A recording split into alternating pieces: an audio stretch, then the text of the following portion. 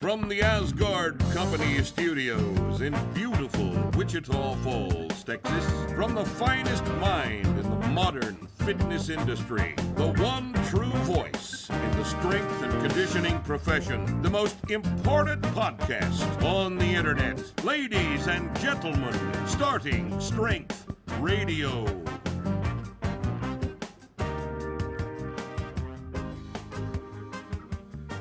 Welcome back to Starting Strength Radio. It's Friday, and as a result, it's Starting Strength Radio, as I just mentioned. And today, we're going to visit again with our friend John Horgan. John's a science writer. He works for several different publications, including Scientific American. He's got a long history with that publication. And John's always an interesting guy to talk to. We first spoke with him back in February, I think, about the cancer treatment business, after he had written an interesting article that caught my attention about that. And then we spoke to him again in April about current topics, including the COVID-19 deadly pandemic. And I thought we would touch base with John again and see what his current thinking on all this shit was. John, thank you for being with us again. It's a pleasure. Good to see you again. Good to see you, sir. So, how are you? I'm fine. I'm doing so well that I feel a little guilty about it. Oh, I do too. I spend a lot of time during the day feeling guilty about being as smart as I am and as healthy and strong as I am with my 335 squat. I have no business being as handsome and young and viral and vital. I mean, viral. Viral is a combination between viral and vital, isn't it? Viral. And all of that other stuff. I know you're in the same situation I am. You're just too good for most other people, aren't you? So you've got. I want to go ahead and plug your book right at first. Hey. So that's a good idea. So hold that thing up. Let's everybody make sure that you get a copy of John's new book. Pay attention. Right? Sex, Death, and Science. Sex, Death, and Science by John Horgan. And who did that beautiful portrait on the cover? I have a Russian friend named Nikita Petrov who takes a lot of psychedelics and writes about his trips, and he also creates psychedelic art. And I'd give him a lot of money to do one of those for me. Tell him, just pass that along. Pass that along. Why, it makes you look like a Greek god, the way he's done the hair there, you know? It's like a Greek statue's hair. I like it too. I'm very pleased with how he's exaggerated your Adam's apple. That, of course, is a male secondary sexual characteristic. The funny thing is, I don't have much of an Adam's apple. Well, I don't know why he felt it necessary to put that in there. I guess that's in lieu of our double chin. If he would do that for me, I would really appreciate that. I think he'd like you. He's really into American culture and all its wild diversity. And he saw our original conversation from not the first one, but the second one. Yeah. And he was really into it. He thought you were a really interesting character. Well, that's good. I'd tell him I said hello. Okay. All right. So here we are in late December of 2020. Arguably the worst year in the history of the human race for several reasons. Well, I'd say the worst year in the history of the human race in the past several hundred, since the actual plague wiped out 30% of the population of Europe. That was probably a real bad time to be alive. Probably worse than this, especially since the survival rate of this latest pandemic is 99.97%. Yet we're still being forced to close all of our businesses and stuff. My friend in Switzerland has just told me, just minutes ago on a text, that all of the businesses in Switzerland are closed until the end of January. Wow. All of them. Because lockdowns have worked so well at preventing the transmission and propagation of the deadly COVID-19 pandemic. You'll notice that every place that has been locked down has no COVID. And every place that has not been locked down has got bodies piled up in the halls of all the hospitals and on the sidewalks, and like Florida. Hold it. That's not true, is it? Well, I don't know. I'm confused. So, as we all are. So, John, you and I talked about this in April, and at that point, we really didn't know what the hell was going to happen here. The data at that point was bad. Not as bad as the data at this point, granted. Yeah. Because it had yet to be politicized. But I want you to talk about 10 minutes without me talking, and I'm just going to shut the fuck up, which is something I don't normally do, and let you tell us what you think. Happened, is happening, that sort of shit. Yeah. I probably know less than you about what's going on, but I'll just tell you how my thinking has evolved. I'm an optimist by nature. And so I'm always hoping that things are going to turn out well. I was worried about the pandemic once it started spreading in the US. I never thought it would get as bad as it is right now. I was looking at some of the optimistic predictions coming from a guy we talked about last spring, John Horgan, who had some data suggesting that the mortality rate was very low, and therefore the death count from this pandemic would be quite low. He actually had one prediction as a kind of lower bound of maybe 10,000 people dying. This was back March. It was very early, when only I think a few hundred people had died in total. I seized on that.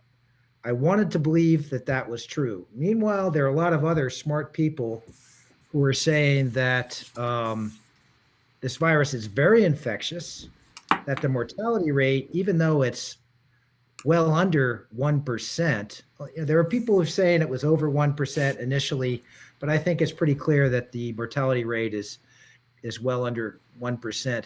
But it's so infectious, it spreads so rapidly that when you're talking about hundreds of millions of people being infected, you're going to get a death count that gets pretty high. So I was worried about that. Then when the summer started, I saw what I thought were positive results from the lockdown. The case rate, the infection rate went down, and even more encouragingly, the death rate went way down. I'm not sure exactly when it was, but maybe in June or July, there were only like a couple of hundred people dying a day in the United States, and the number was trending downward. And so I was thinking, maybe I'm going to go back to school in the fall and see my students on campus, as opposed to what happened last spring, where everything went online. I taught my students only by Zoom, and I can do that, but I don't want to do it. And then what happened, as you know, of course, the numbers started trending up again in the fall. The case, the infection numbers, the case rate, and but I didn't see the death rate going up at first. And I thought, okay, we've got a handle on this now. We know how to treat this disease, and not as many people are going to die. Eventually, especially over the last month, 6 weeks, the death rate started catching up to the infection rate, and now, now it's worse than it ever was. It's worse than it was last spring.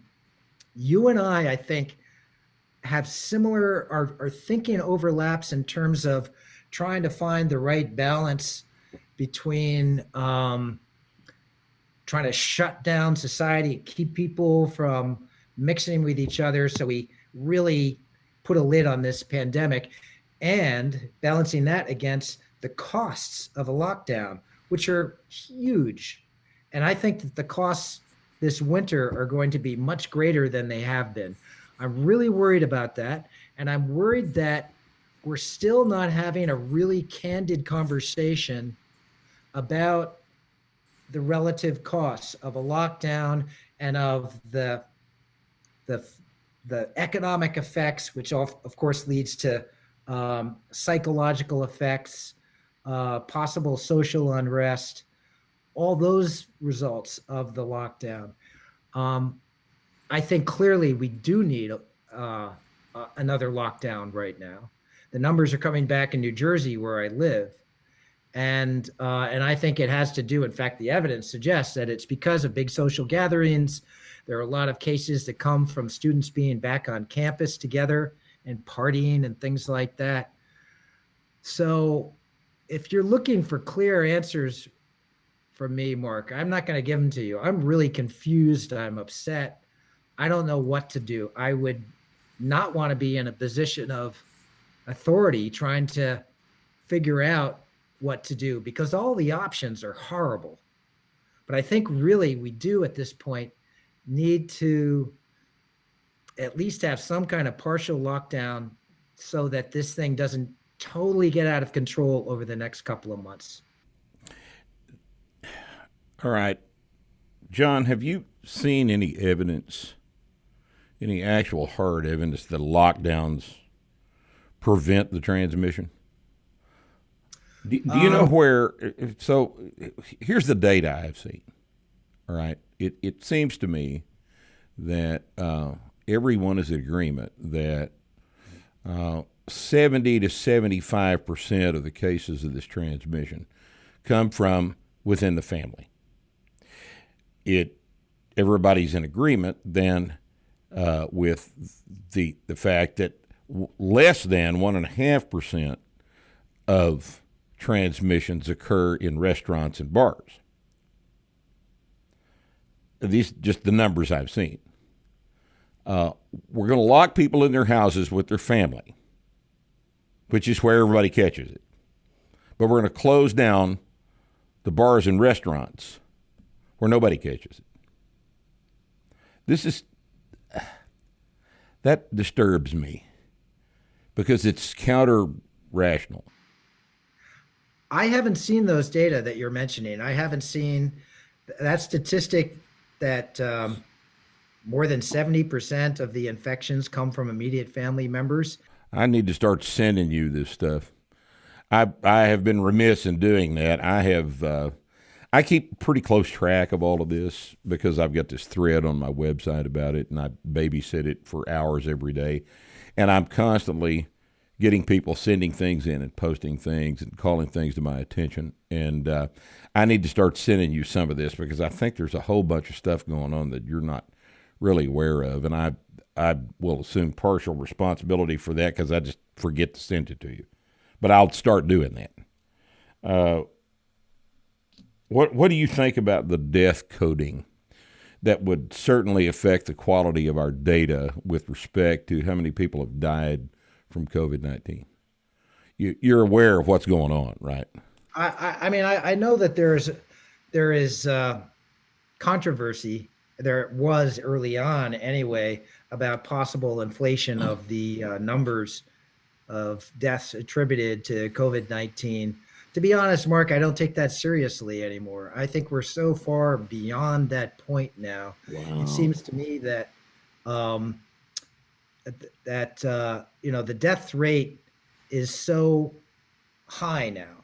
I mean, when you and I were talking last spring, what was it? Like 20,000 people were dead, and I forget what you were estimated would be the total death count, but it certainly wasn't anything like what we've got now, more than 300,000 people, and like 2,500, 3,000 people dying every single day. Right. So I know there are still people who don't think who think that this whole epidemic is being overblown. I don't get it. From what you're saying, I gather that you're one of those people, and it's hard for me to believe that you would still have that attitude now. Well, let me tell you why I have that attitude. Okay. All right. In my office here at Wichita Falls Athletic Club, I've got two ladies working for me, both of whom have elderly relatives. Our production assistant, Bree, has a grandmother who's 95 years old. She's been locked up in her room by herself for months. Recently, she tested positive for COVID-19. Carmen, my gym manager, her mother died about a month ago, who tested positive for COVID-19, who'd also been closed up in a room by herself for months. Old women not allowed to touch their relatives, for some reason that escapes me, somehow caught, quote unquote, COVID-19 from who? People wearing masks and gloves in a perfectly controlled environment. The hospital gets paid $20,000 for each one of these coatings, and they get paid $39,500 for everybody that's shoved into an ICU. There's a financial incentive for this. We all know this. It is beyond question that there is an incentive to code the death as COVID-19. In Grant County, Colorado, for example, an article appeared last week.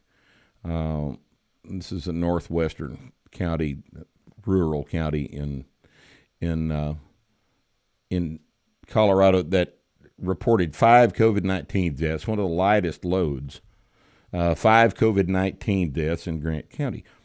2 of those people died of gunshot wounds.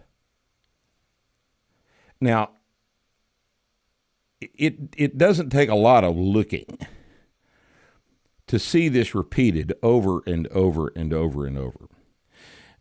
What's the death count as of today? 240,000, something like that? No, Mark, it blew past 300,000. I think it was last week. Right. In the U.S. All right. So 300,000 people in the United States, we are told, died of COVID-19. I don't believe that. I don't believe that number is even close to being true.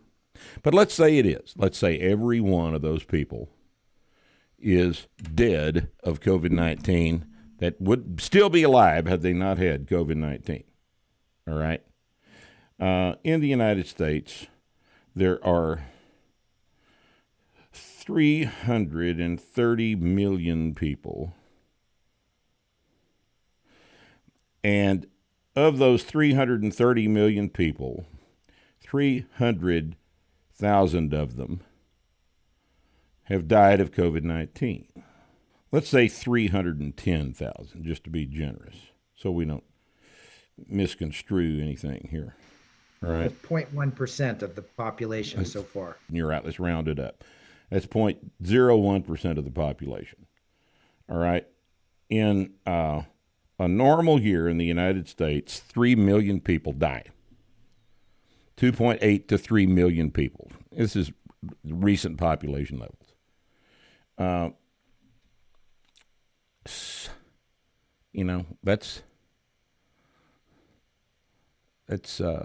But here's a better question. Have you looked at the excess mortality figures for this year? I want to go back to what you said about the numbers being inflated, and you're suggesting that hospitals, people in the healthcare industry have a financial incentive to inflate the numbers. You and I first talked about this criticism I wrote of the cancer industry, and I'm saying that the cancer industry is heavily capitalized. They're making tons of money, and they're not really benefiting people much. But and I'm you can't be saying that the COVID-19 industry is not in the same situation. Here's what I want to ask you. Look at England. Look at Switzerland. Look at France. Look at all these countries in Europe. You just mentioned Switzerland. All these countries in Europe where the numbers are also rising rapidly. England just shut everything down. Right. England has a nationalized healthcare system. So the financial incentive there doesn't really exist. It's being the healthcare system is being devastated. Well, no, there's always an economic interest in terms of the GDP of England.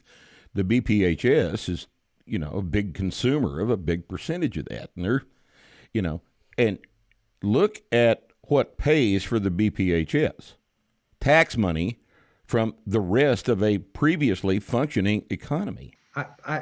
I'm not sure I see. Well, I don't understand your point. Look in England, you've got a prime minister who was initially downplaying the seriousness of the pandemic, much as Donald Trump has done in this country. He changed his mind after he got sick. Boris Johnson got very sick himself, and that I think forced him to take COVID more seriously. But I'm just pointing out that you can't say that, if you're saying that there's a conspiracy among healthcare workers, hospitals in this country to inflate the numbers for that's not what I'm saying at all. That's not what I'm saying. What I'm saying is there is an incentive for hospitals to code for COVID-19. It's not a conspiracy. It's a financial incentive. And who established that? Whoever's given them the money established that.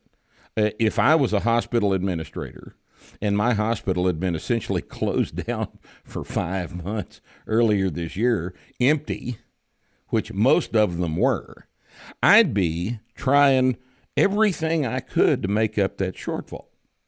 And if I had to code, everybody that walked through the door is COVID-19 because I was forced to empty my hospital for 5 months between April and the end of September, I probably would code for COVID-19 too. I don't think that's irrational. It's dishonest, but it's perfectly rational. So you're saying it's a possibility. Mark, I think the person you need to have on your show would be, there's an epidemiologist in Atlanta. I think she's associated with Emory University. My girlfriend listens to her all the time. She's got a podcast and she's become this internet celebrity because she works in she's an epidemiologist. So she knows a lot about diseases like COVID-19, infectious diseases. And she works in a hospital, and she actually herself, she takes care of patients with COVID-19. And she's been talking about what that's like for 6 or 8 months now. Her hospital is overrun with cases. I think you need to talk to somebody who is actually dealing with people who have COVID-19. John, I know that there are people that have COVID-19. I'm not saying that there's not. What I'm saying is that lots and lots and lots of people who, quote, have COVID-19 don't have COVID-19. Do you, for example, do you know what the rate of flu infection has been so far this year? I don't. Oh, zero? Almost zero? Quite close to zero, yes. Right. Well, that's because of the lockdown. No, that's because of testing. That's because of testing. Well, why would it be for the lockdown? Where do people catch the flu? Where have you've had the flu? I've had the flu. Where do we get the flu? We get the flu from our people that are close to us. That's where we get the flu. We've always gotten the flu. I get the flu probably when I haven't had it very often, but when I get a cold, let's say, I get it from my students. Right, who are in immediate contact with you. Yeah. I'm in a in a room with like 25 young people. And what does a lockdown do? Put you in a room with the same people over and over and over again. And I guess I just need to send you this transmission stuff. But the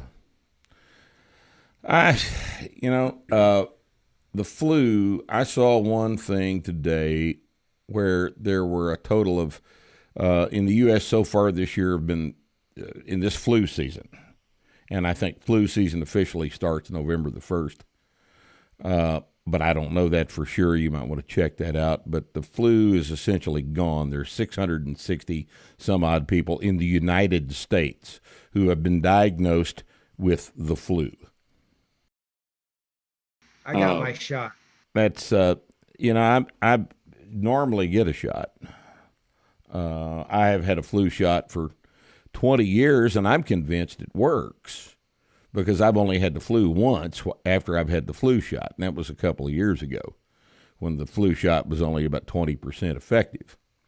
Of course, the new COVID-19 vaccine will be way, way, way more effective than that, and there'll be absolutely no long-term side effects from a vaccine that's been in existence for 6 weeks. We somehow know there are no long-term side effects. Flu cases are this is a problem. This is a problem. The flu virus didn't go away. There's several types of flu. We all know that there's various types of flus that circulate from years to year. It changes and stuff, and there may be 2 or 3 different versions of it. It seems odd to me that states like Florida, who don't have a lockdown, states like Missouri without a lockdown, Oklahoma doesn't have a lockdown, has never had a lockdown, are experiencing no higher transmission rates or case rates than places like Florida, places like New York and California, where everybody's been a good little boy and is locked down, worn their mask, where the cases are skyrocketing, cases are spiking. And for that matter, John, what is a case? This is an interesting departure from our normal infectious disease behavior. A case is normally when someone is sick, not a positive test. But this year, a case is a positive test.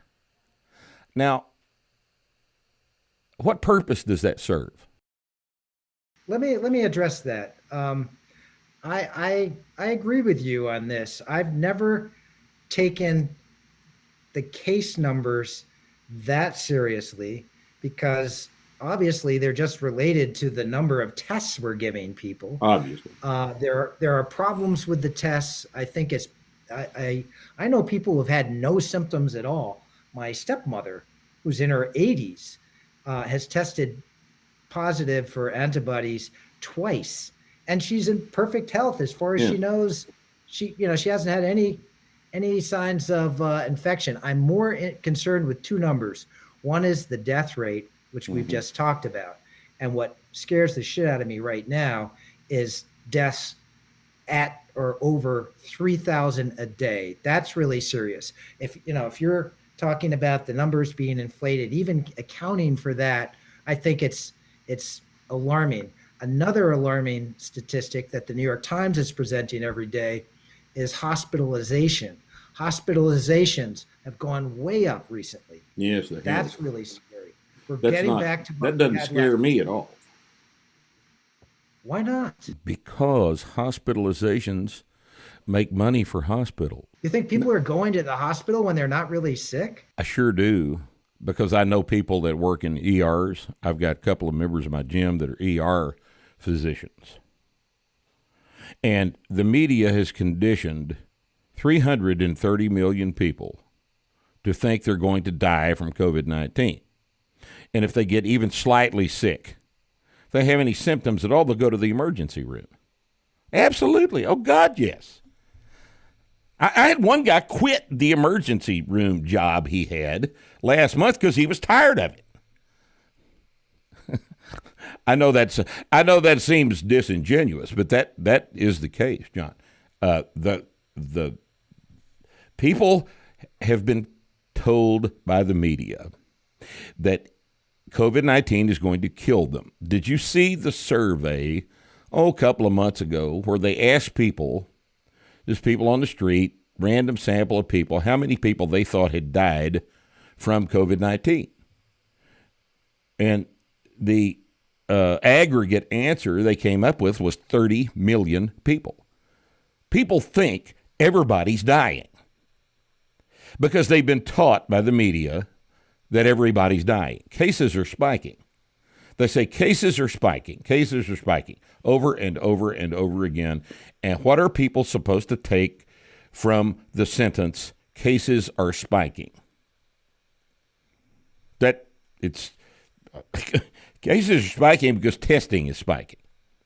And if you run you know about the cycle threshold problem.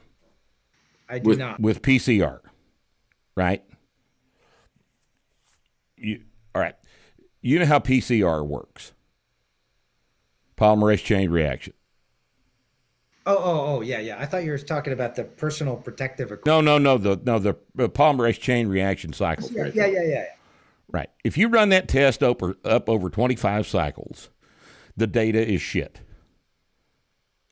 And lots of tests, probably the majority of the tests are over 35 cycles. Right. And if you want to manufacture cases, that's how you do it. That's how you do it. And I actually got to spend the weekend one time about 12 years ago with Kerry Mullis. What a fascinating guy he was. Yes. He's a fascinating guy. He's blunt. He's funny. If he thinks you're full of shit, he'll tell you that you're full of shit. And he died, 4 or 5 years ago? Oh, I didn't know he died. Yeah, he's been dead a couple, 3 or 4 years. He was surfing every weekend when I got to visit with him back in 2008. Fascinating guy. And, here's the guy that invented the test, and he says this shit doesn't work over 25 threshold, over 25 cycles. You'll find things that aren't really there. And you've got cases being attributed to PCR testing where the cycle threshold has not been enumerated. They leave that out. You can't leave it out. Or it's not data if you leave that out.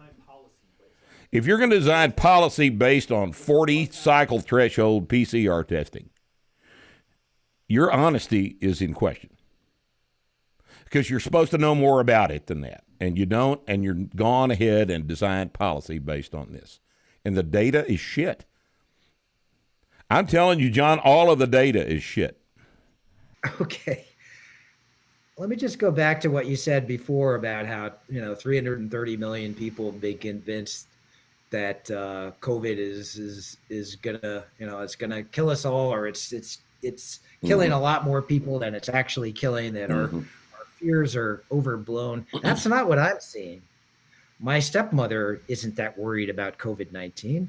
I've got a brother who's in England. He says, I assume I'm going to get it, but I'm a healthy 65-year-old guy. It's not going to infect me. A lot of my students feel the same way. The ones who don't feel that way are the ones who have had COVID and have gotten extremely sick from it, or have had relatives who got sick and died. I also know people like that. So it's kind of a mix. I was just walking around in New York City last night, walked up into the Soho region, and there were restaurants that were packed with people, not wearing masks, having a good time, drinking and eating. I assume that they're not that worried about COVID-19. I think that a lot of people feel that either the threat has been overblown or they personally are not at risk. And if you're a 30-year-old, your risk of dying of this thing is low. People die who are young and healthy, but the numbers are small compared to the number of people my age and your age or older, or people who are sick or already compromised. What I'm having a hard time getting my head around, I was wondering how you would be feeling about this epidemic, because when we last spoke, it was very early. And, we were both suspicious about some of the data and the conclusions that were being drawn, and about the need for lockdowns. I'm really surprised that, because I know you're a smart guy and you do your homework, you go out there and you get the data. I'm surprised that you are so skeptical of the severity of this pandemic. Well, I've seen a bunch of stuff that apparently you've not been made aware of. First off, I've had it. I think you and I last discussed it. You thought you'd had it too. I did. Right. And I tested negative, though. I did too. You know why we tested negative? Because antibody tests only show antibodies. And if you fought this thing off with with a T cell response, you wouldn't necessarily have developed antibodies, especially since you weren't sick very long, and I certainly wasn't sick very long. So no, it doesn't. There's enough false negatives and enough false positives to once again call into question essentially all of this data. You have a false positive. You've probably done the statistics on a false positive rate of 6%. It renders all of the data shit. And you know more about that than I do, I'm quite sure. But if you had a false positive rate of 6%, you cannot use that as data. That's why I'm not really looking. I'm looking at the death rate and hospitalization rate as the most. And I'm more cynical about the hospitalization rate than you are. What would it take to convince you, Mark, that this shit is? That doesn't matter. The question is whether or not the situation that we've got right now, whether you guys disagree or agree, whether that situation warrants the economic destruction of the world, economic outcomes. Yeah. All right, that's a good point. All right, let's say, all right, John, 300,000 people are dead. All right, 300,000 people in a country of 330 million are dead. And so we destroy the economy. We spend 2 years in lockdown. We teach all of our children that they are to be afraid of everyone and being in close proximity, touching anybody. We spend all of our time convincing 18-year-old kids that they're going to die if they don't wear a mask. We teach them all of these things over a disease with a survival rate of 99.97% across all demographics. The survival rate is 99.97%. Where did you get that number? That seems... I've seen it several times. It's not the CDC, the last number. That was the CDC number. Oh, the number I've seen from them was like about what the rate we're seeing now, which is about 0.1%. So that's 99.1%. Yes. No, right. 99 point. Oh, Jesus Christ. 99 point anything percent. 99.9%. Yeah. So 0.1% of the people who are infected are going to die. And of course, that varies a lot. We have destroyed our economy. Yeah. And lots and lots of the relationships in our society for a disease that leaves alive 99.9% of the people in the country. I'm sorry, that's not a reasonable thing to have done. It's not a reasonable thing to have done. I understand 300,000 people are dead. I understand that. 3 million people a year are dead. How many people get killed every year on the highways? We'll stop driving cars. What do we do? The number is still going up. I know the number is going up, but we're fixing to be in another year. And numbers don't go up ad infinitum. They peak. Well, yes. You got a Gompertz curve here we're dealing with, right? And you have to understand that this comes to herd immunity eventually happens. Not if we lock everybody down, it doesn't happen, and keep school children who are supposed to get these things and develop immunity to them and grow up with immunity and teach their immune systems to do the thing immune systems do. But we are prolonging the effect of this thing. If 98% is the survival rate, it still doesn't make any sense. If 95% is the survival rate, it doesn't make any sense to do what we have done. 10 million people wouldn't justify an economic shutdown to get over this thing? No, I don't think so. I don't think you can justify that.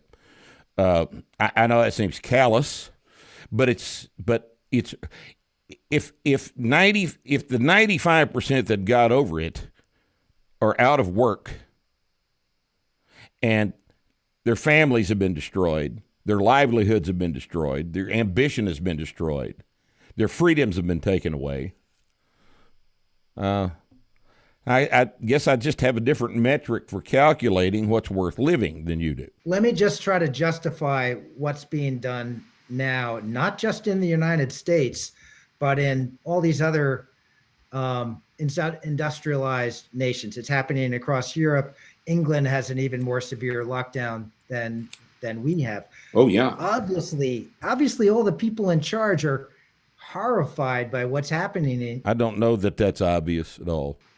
It is to me economically. This is really bad for politicians.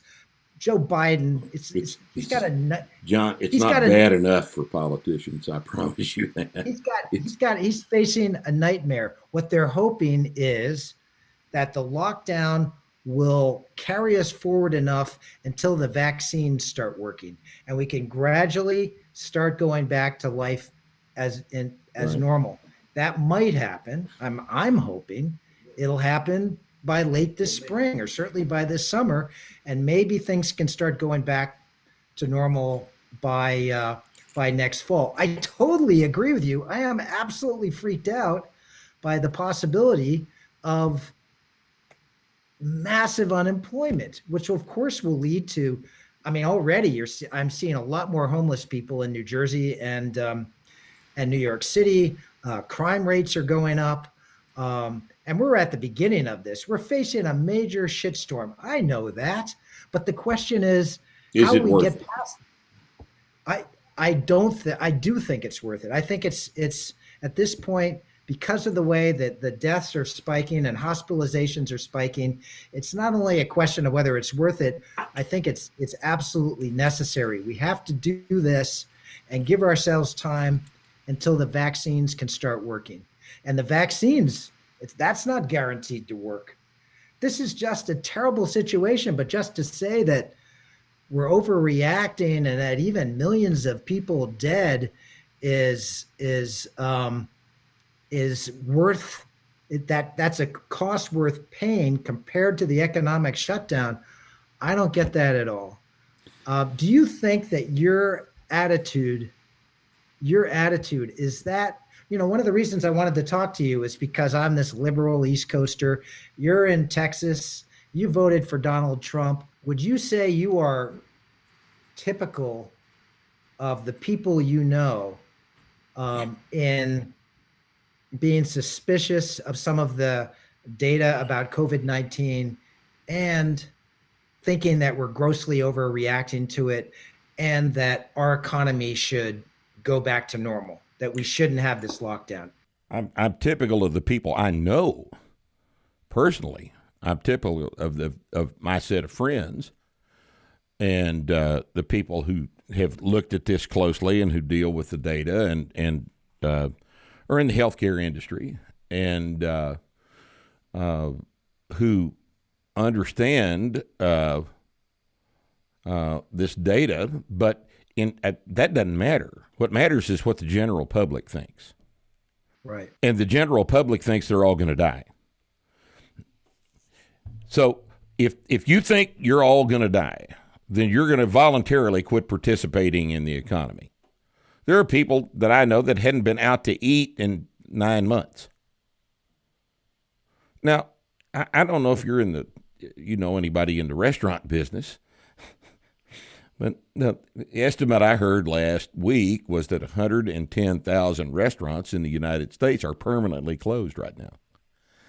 How many employees does that represent? How many hundreds of billions of dollars of capital investment are down the fucking toilet as a result of that? Yes, people are dying. Okay, let's assume 300,000 people are dead. They're not, but let's assume 300,000 people are dead. About 300,000 people. How many people a year? Look that up real quick, can you? What's the road accident death rate in the United States? 2019 was 36,000 people. Oh, okay. So I was. No, you were overestimating. How many people died of heart disease last year? 550,000 people. Right. Died of heart disease. Because cancer, I think, is just starting to very close. Cancer's lower than that. Yeah, a little bit, like 425,000. Cancer is trending up. Heart disease trending down. Heart disease trending down, cancer trending up. More people are smoking, I think, than were. I think we hit a low of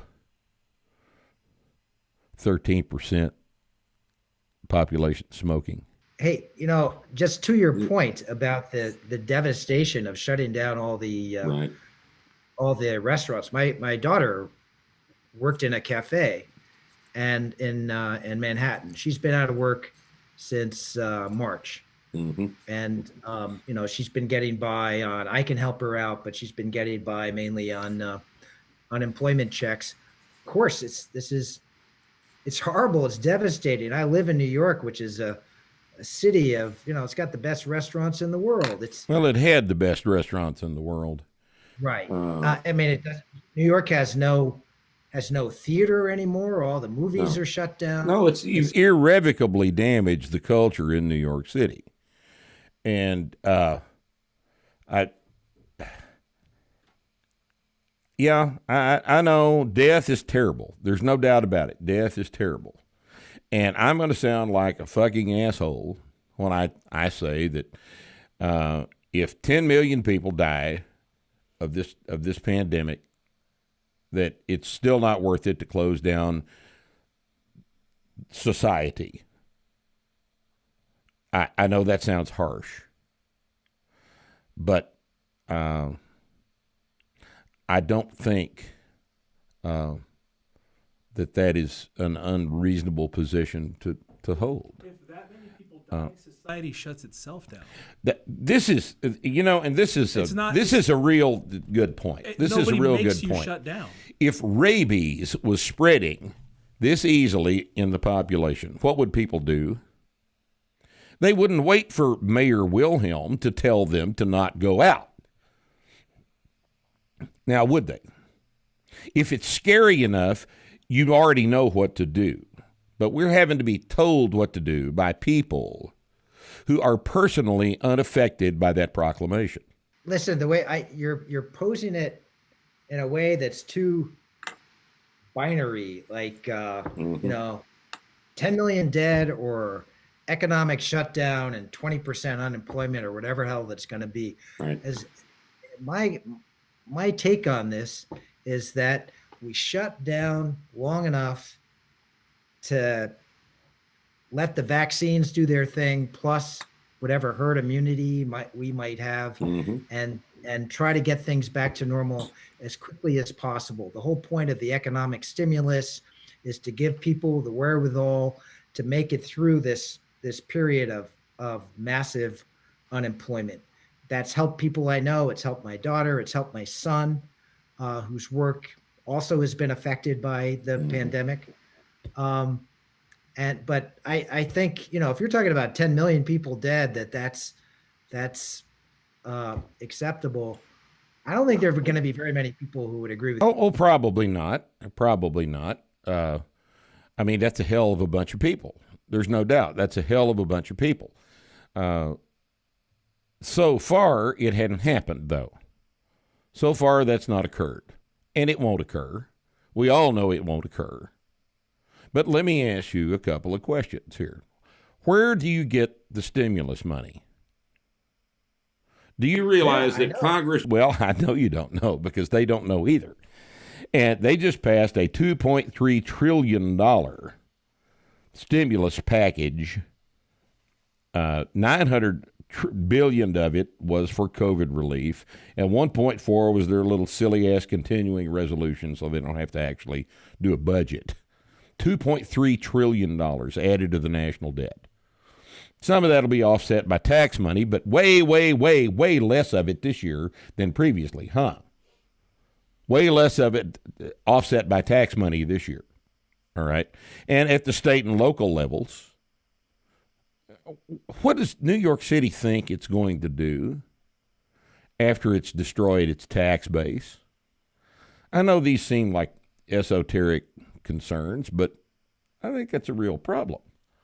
It's not esoteric at all. I think somebody better start thinking about that. These idiots here in Wichita County are all worried about their sales tax revenue decrease. Everybody is worried about this. I mean, all governments across the country, not just the federal government, are cutting basic services. Yeah. It's a huge problem. They're laying people off, cutting services. This is going to be, it's devastating. Yeah. All the way up and down at the smallest scales and at the largest scales. You know, do we have any choice? I guess I'm saying. What about, John, what about suicide rates? What about drug overdoses? I know, man. What about all of this shit? You know, what about COVID-20? What happens when COVID-20 comes along? Is the new normal that we stay in our homes in perpetuity? What happens when COVID-20 comes, the next big deal? What happens when the next big deal comes along? Yeah, I know all this shit in England. I understand it. COVID-21, COVID-22. Where does this end? When do we go back to normal human existence where we get sick and we get over it? And some of us that are real old get sick and die. Because that's the way it's been for millions of years, but not in 2020. Not in 2020. I guess I'm hoping, listen, I was shocked. And, you know, when Trump was saying before the election, there's going to be a vaccine ready within a couple of weeks, I thought he was full of shit. He was just blowing smoke as usual. Right. Turned out that he actually made that happen, right? Yeah, I don't know. You got to give him some credit for that. But let me ask you another question. This is the most important thing I want to ask you. Let me just finish my point. My point is that those vaccines got made faster than it's ever happened in history, and we've learned a lot. We're using new technologies. These are RNA-based vaccines. I don't know anything about this technology, but supposedly it's really versatile. So the hope is they can come up with a general class of vaccines that are flexible and can be adapted to whatever mutant version of COVID-19 emerges or whatever crazy new virus comes from God knows where in the years to come. So we actually now are better prepared for these kinds of things in the future, and we might be able to survive them. We're learning a lot with how we're handling this in ways that are less harmful to us. That's what I'm hoping. And listen, I think a lot of the points you're making are really important ones. We've got to pay attention to the effects of the lockdown. Is the cure worse than the disease? I'm really worried about that. You and I care more about that than most of the people I know. I keep bringing it up, and people think I'm a jerk. They think I'm crazy for bringing this up. I totally agree with you there, but I think you go too far, and you're too extreme and not caring about the number of deaths. Well, I care about deaths. Okay, believe it or not, I know people that have died, and death is part of being alive. This is what's wrong with PETA. They don't seem to understand that. Right? Death and life are intimately related to each other. That's maybe more mature than I normally am. But that is, in fact, the case. And people are going to die. People die every year. If 2020 ends up with way more deaths than normally happen, in a couple of years, that number will be lower. And if you look at the excess mortality numbers for the last 20 years, you'll see them go up and down. And you see that bad flu seasons are always followed by lower excess mortality. This is just the normal pattern we see. And that's CDC data. That's right there on that same website. Is that because the herd has been... Yes, that's exactly right. That's a harsh way to say it, but that's the dry tinder. They talk about it as the dry tinder. The dry tinder is removed. So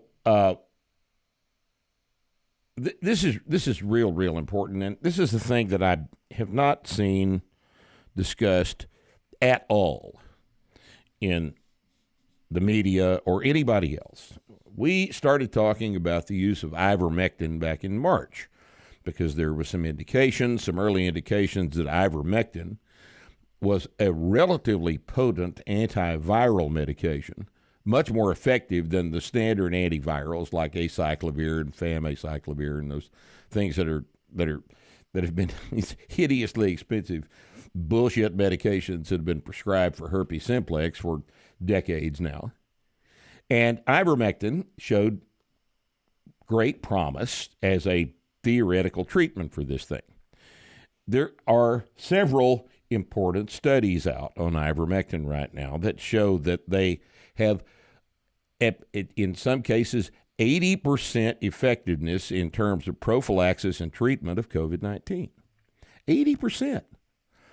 Now, here's my anecdotal report for you. And, of course, this is anecdotal, so it's not really data. As the peer review people like to point out, a friend of mine end of last week, Thursday of last week, called me from Salt Lake City and said, oh, my God, we've all got COVID. And wife's sick. I feel like shit. Kids are sick. We've all tested positive. And I said, I know you have some ivermectin. Because I'd already talked to him about it. He had some at the shop. And I said, have you given everybody the ivermectin yet? And he said, no. And I said, you fucking idiot. Go to the shop. Get the ivermectin. Put 12.5 milligrams on the end of your finger and stick it in your mouth. And do that for everybody else in the house. And he said, well, you have to shut up and go do it. How sick is the woman, and how sick do you want her to be? Is this not worth a 15-minute drive to see what's going to happen? So 8 people in his household that he's intimately associated with all tested positive. That was on Friday because this all transpired on Thursday. Today, all of them are back at work. Wow. Without symptoms. Is this an over-the-counter or yes. This is? It's wormer. Ivermectin is an anhelmic. It's used for horses and dogs and cattle. It's available in several administration routes. Available IM. It's available as an oral paste, apple-flavored paste. You get it at the farm and ranch store. It's $11 for, 40 doses.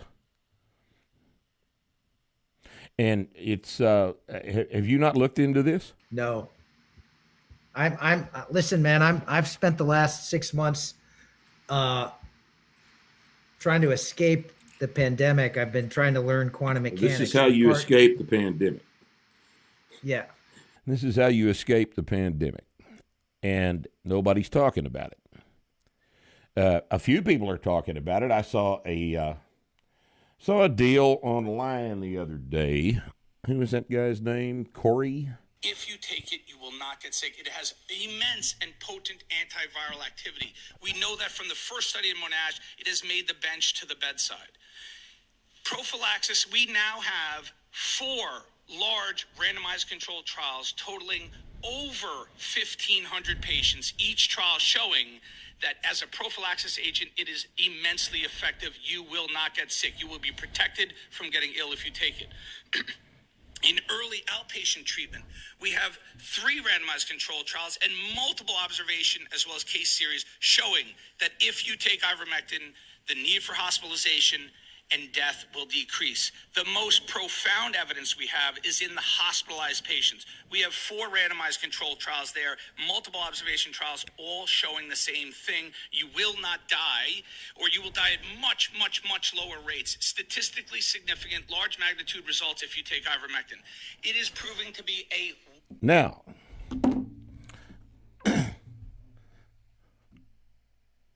why are you hearing that from me?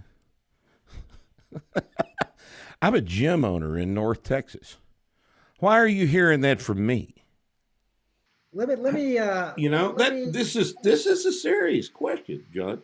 Why? Let me throw you a bone. I'm going to answer that question, but a little bit indirectly. The big controversy over hydrochloroquine. Yeah, this shit works way better than hydroxychloroquine. Oh, okay, hydroxychloroquine, right. So here's one of the problems with what's happened to our country lately, and it affects everything, but it's especially affected how we've handled this pandemic. Donald Trump is talking about all kinds of crazy shit, and you can do this and you can do that, and then he talks about hydroxychloroquine as being really effective, right? A lot of people in my side of the country, the so-called liberal media, and including a lot of people in the medical establishment, think that if Donald Trump says that this shit works, then obviously it doesn't work. Obviously it doesn't. That is an extremely important point. That is an extremely important point. We have allowed politics and dislike for a Northeast Yankee president to color our ability to analyze and make decisions. If the knee-jerk reaction is, Donald Trump wants you to take hydroxychloroquine, he wants you to inject Clorox into your brains because CHLOR, it's the same thing. And he wants you to inject that and all this other shit. And people will say that. I've heard it said. That is an unfortunate casualty of the ridiculous politics we've seen in this country over the past 4 years. The ivermectin in combination with doxycycline, and that's the protocol. You're taking 100 milligram 200 milligram loading dose of doxycycline, 12.5 milligrams of ivermectin.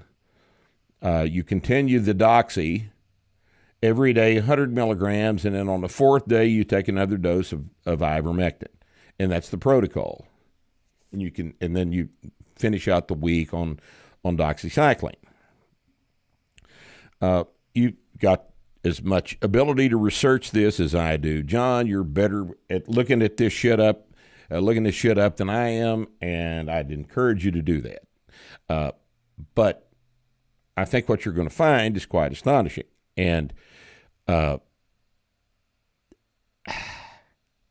we've decided to ignore things because we've been told by the idiots at the CDC and by Dr. Fauci that we have to wait on a vaccine. We don't have to wait on a vaccine if we have prophylaxis that's effective enough to keep us from getting sick. Now, do we? But there's a lot of money in a vaccine, isn't there? Excuse my cynicism. Oh, God, I wish I was just in childlike acceptance of all of this shit, but I'm telling you, there is an agenda here besides Carmen's mother's life. I don't know. You know, this goddamn situation, John, is just. I mean, we have a way to treat this shit. We've had a way to treat it for a long time. But my friend can't go see her mother before she dies. She's not allowed to go see her mother before she dies. Girl that works for me is not allowed to go see her fucking grandmother before she dies for no fucking reason whatsoever. There are grudges being built right now. Do you understand that? That will survive the Biden administration. There are grudges being built right now that are going to be a problem later on. And it's, you know. My father died in June, and we haven't had a service for him. The family hasn't been able to get together to mourn his passing. This great guy who brought us all into the world. So yeah, everybody is dealing with this. It's a global tragedy. It's a I was going to say a plague. It's literally a plague, and we're dealing with the consequences. We're making a lot of mistakes. I'm not as suspicious. I mean, it's weird for me to say this because I grew up in the 60s. I distrust authority in a kind of knee-jerk way. And I encourage all my students, distrust authority, including me. I just wrote a column for Scientific American with that as the headline. But in this case, I think Fauci is a great, is exactly the medical expert that we need. I give Donald Trump a lot of credit for not getting rid of Fauci, even when Fauci was diverging from Trump's own message on the coronavirus. I'm expecting Joe Biden to put policies in place that will maybe also be flawed in a way. We can't really know what we've done wrong until time goes on, but I'm expecting him to put together a good team that will help us get past this as quickly as possible. I'm hoping by next summer without permanent damage, but I'm really, really worried. I'm worried in the same way, not as much as you are, I guess, about the economic devastation, but I'm really worried. When I was walking around New York City last night and I'm looking at all these shops and restaurants and, going through a normally thriving part of New York City, I just realized how fragile it is. The whole thing can crumble. It's crumbling right now. Oh, yes. And I don't know if it's going to come back. I'm really worried about that too. This is a terrible blow to us, but we've got to get over it. We've got to figure out how to get past this virus, and just acting like that it's not that big a deal and going back to life as normal right now, I think would be a terrible mistake. Well, John, we've been talking a while now about what's wrong, and lots of things are wrong. What do you think we ought to do about it? This is kind of it's wonderful to bitch, but what do we do? Well, I think you've got more to bitch about than I do. I think we're basically doing what we can. We've got this horrible situation. There are no good solutions. We take the least bad solution, and I think we're doing that. We're trying to get the vaccines out as quickly as possible. And, there are distribution problems already, but I assume that those are going to be fixed. At the same time, there are lockdowns that are being reimposed around the country. You and I are going to disagree on that, but I think at this point it's necessary just because the deaths are surging across the country, and this isn't unusual to the United States. It's happening in other countries in Europe, and they're also imposing new lockdown measures. The choices to lock down, and whether it's schools or businesses or whatever, are agonizing. They should be agonizing, because the lockdown is immensely harmful and destructive. But I think at this point it's still necessary. So what do you think we should be doing? Well, I tell you what I think.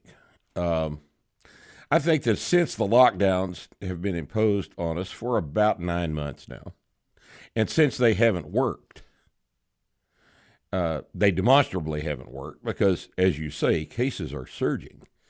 I think we ought to act in this epidemic like we do in every other epidemic throughout history, and that is just go on about our daily lives. I don't think the government should tell us what to do, because the government doesn't know what to do. Everything the government has told us to do hasn't worked.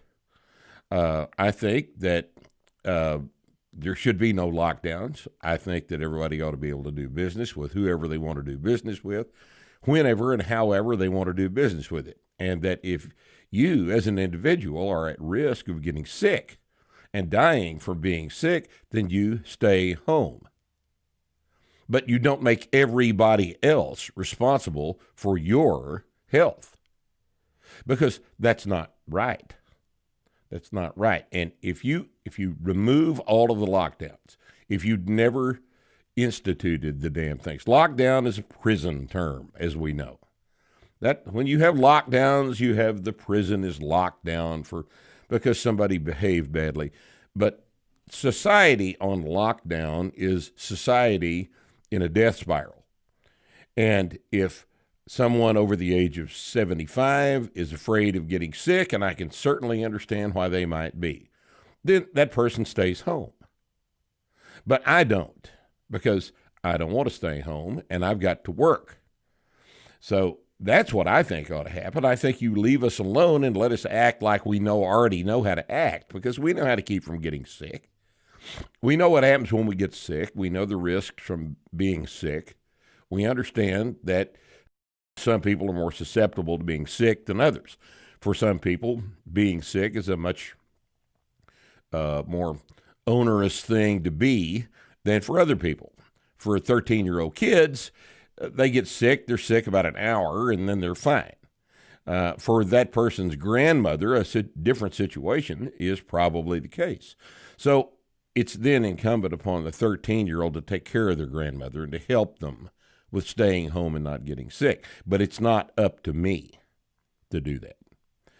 It is, in every other quarantine, you quarantine the people that are at risk, not the people that are providing the risk to those people. We've done it absolutely ass backwards this time, and the economic and cultural ramifications of having done it wrong will be with this society from now on, because we have adversely impacted the psychology of virtually everyone under the age of 75 in order to spare the lives of those over 75. Furthermore, without having asked the people over the age of 75 what they would prefer. You know, a person that is 85 might prefer the risk of hugging their grandkids to being locked in a room. But we haven't asked them, have we? We've just decided for them. The government has decided how we will behave. And as you can tell, I think that's bullshit. I think that's what happens in totalitarian countries. And I don't think it's good. I don't think it's America. And I don't think it works. It obviously hasn't worked because we've been on lockdown and cases are spiking. So you and I have a different perspective on this political situation. I call myself a classical liberal. I'm a libertarian, vaguely conservative. I'm not a religious right person, but I think that, the less the government fucks with me, the better. And the government every time it fucks with me, proves that it is not good at it. They haven't done one single thing during this entire episode that has made any logical sense whatsoever. And yet people willingly go along with it. And I'm not disappointed in the government because I already know what they're going to do. I'm disappointed in us for putting up with it. Well, Mark, let me just respond to a couple of things. Okay. That first of all, that the lockdown hasn't worked. I don't know why you'd say that because cases are spiking.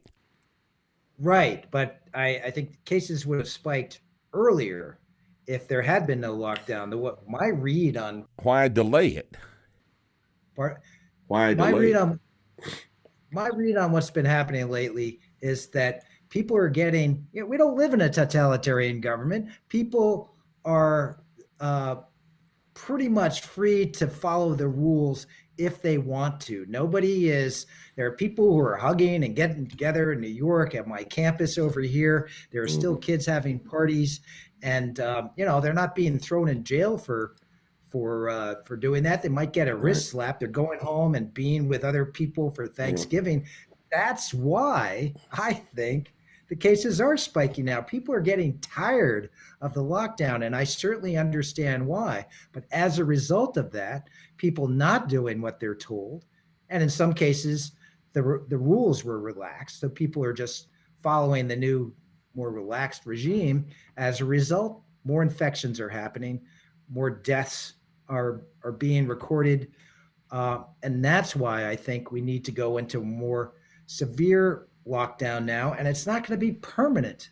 God forbid. They told us it was going to be 2 weeks back in March. Yeah, I know. I was hoping that see the pattern, John. I was hoping it wouldn't get to this point. Let me, one fundamental difference between us, and I want to see if I can clarify this and figure out where you're coming from. Okay. Is our trust in the basic statistics. So I believe the numbers that we're seeing about the enormous increase in the number of cases and the increase in the number of deaths, which have gone up rapidly just over the last month or 6 weeks and are now higher than they were back in April when there was another peak. I believe those statistics in the same way that I believe that Joe Biden won the election. I think that there were irregularities in the voting and places, but those are trivial. Biden won by 5 million votes. He won the Electoral College vote. I'm curious about whether you are skeptical of the election results in the same way that you're skeptical of the statistics that are giving us a picture of what's happening with this pandemic. I'm terribly skeptical of anything the government and the media tell me, because it is proven to be false so much of the time. For example, this morning I looked up the total mortality so far in 2020. Then, while I'm looking this up, Google has fed me an article from the Los Angeles Times that I didn't ask for, which is an interesting habit Google has gotten in. And the Los Angeles Times article says that the prediction of total deaths is too low, and it's going to be more than 3 million deaths this year because of the deadly COVID-19 pandemic. And it goes on to explain why everybody thinks that everybody wants you to believe that this is not as bad as it actually is, when in fact it's horrible. We're all going to die. This is the LA Times telling me this. Reuters has a similar story. While I am sitting there looking at the CDC numbers, I'm sitting there looking at the goddamn CDC numbers. I'm looking at them on my computer while they're telling me something else. So, do I believe the CDC because they're from the government? Or do I believe the LA Times because they're the mainstream media? See my conundrum? Listen, this is... At any rate, we don't have 4 million people dead this year. Right. It looks to me as though we've got lower total mortality this year than previously, but it's not outside of a standard deviation from that same data year over the past 30 years, accounting for population growth. It's just not. Assuming you're right, that's really interesting. And I know that there's been a lot of discussion over what you expect in terms of ordinary mortality rates versus what we're getting in this crazy year. There have been some estimates I've read that give us a higher COVID mortality rate because there are excess deaths this year. Well, that's what I'm telling you. The data don't say there are excess deaths. At least the data I looked at don't say there are excess deaths. And if there are excess deaths, let's go back to this because we've touched on this several times. If there are excess deaths, is it worth the death of society, the death of the economy? And that's a value judgment that everybody's going to have to make. Is it worth not being able to see your mother for 6 weeks prior to her death, of whatever you want to call it? Is that worth it? And, I'm going to say no, John. I'm going to have to say no, it's not worth it. Us again is that there are lots of people who are gathering data and trying to give us a picture of what's happening with this. And I think you can argue about the interpretation of the data and what you're saying about the mortality rate in a typical year compared to this year. That's really important to know. Right. But I've seen enough to convince me that this is some scary shit we're going through, and we have to deal with it. Well, Mark, I don't have a problem with arguing about the data, because the data will always be a point of argument, depending on how it's collected, depending on what our standards are, and all these other quantitative and qualitative factors that go into formulating a data set. I certainly understand that, but what I'm arguing about is not the data. What I'm arguing about is the morality of the approach.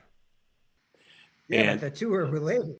The two are related. There's no doubt about it, because the morality changes if everybody that gets COVID turns out to be blind when they're through. But they're not. And they haven't been. And they're not going to be. Right. Well, there is the... And that's so what we're doing is pretending that this disease is worse than it actually is. And what it looks like to me sitting here is that the reason we're doing that is because somebody wants me to behave a certain way that I'm not willing to behave. And so they're trying to impose their control on me. And I know that seems, unnecessarily liberal, but it's been a very long time since the left was actually liberal. I'm actually liberal. I'm in favor of letting people do what the hell they want to do. But the left is not. And this government has not been. Look, hey, I'm as pissed off at Donald Trump about this vaccine thing as you are. I think he's a dumbass because Ivermectin is sitting right there. Let me ask you this. I have a lot of my students are libertarians. I think I sympathize with libertarianism, even though I'm more of a classic bleeding heart liberal. But you stop at stop signs, I'm assuming. You stop at you stop at lights. I stop for cars, John, not stop signs. There's a stop sign on my way home out in the country.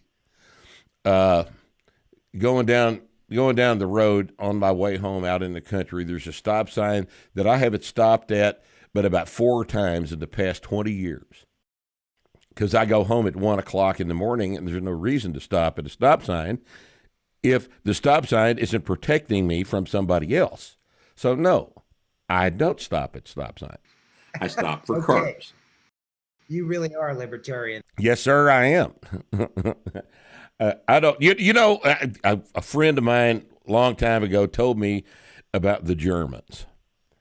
He told me about the Germans. He said, 3 o'clock in the morning, there's a crosswalk sign that says stop, and there's no traffic. And Germans will stop and wait until the light turns green at 3 o'clock in the morning. Because it was his opinion that the Germans were really good at following rules. Now, I don't know about you, but I'm just going to go ahead and walk across the fucking street. Like I'll run the stop sign at 1 o'clock in the morning in the dark. But I do that too. But I think you probably do, yes. There are times when we have to give up a little bit of our freedom for the social good. I think this is one of the times. We do that all the time. There is no doubt about that. We give up a lot of our freedom for the social good, and I understand about paying your taxes and, you know, moving the car out of the way when the street sweeper is going to come by and, you know, things like this. Obviously, we have to get along with each other. But destroying society so that somebody, because someone might get sick, seems like a little bit more than too much to ask. To me. All right, we're going to have to disagree on this. I'm hoping we can, but I really like I like talking to you because normally I'm just getting a dose of your perspective in negative terms in the New York Times and op-ed pieces. Can you believe there's some people still don't take this pandemic seriously? What the hell is wrong with them? So it's great getting it. Well, I hope I've maybe introduced a couple of ideas that would give you something to think about beyond what you're reading in the New York Times. Yeah, you have. And what I'm hoping we can do is maybe revisit this in 6 months, maybe next summer. We will. I think we'll revisit it in 3 or 4 months because I like talking to you. So I'll be in touch, and be sure and check your email. What's that new book again? Look at it. Pay attention. If you want to know what goes on inside the head of a crazy science writer, this is your book. Pay Attention by John Horgan. Amazon has that, I'm quite sure, right? It does. All right. Thanks for being with us, John. And thank you, people, for joining us on Starting Strength Radio this Friday. We'll see you next week.